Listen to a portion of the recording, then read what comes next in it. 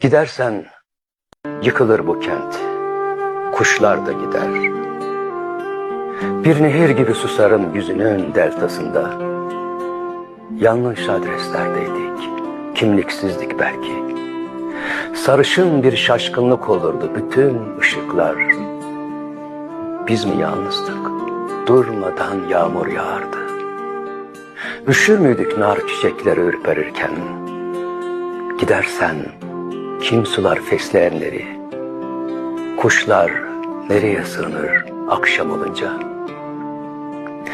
Sessizliği dinliyorum şimdi ve soluğumu. Sustuğum yerde bir şeyler kırılıyor. Bekleyiş diyorum caddelere, dalıp gidiyorsun.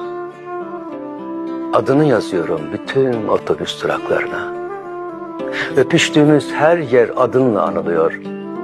Bir de seni ekliyorum susuşlarıma.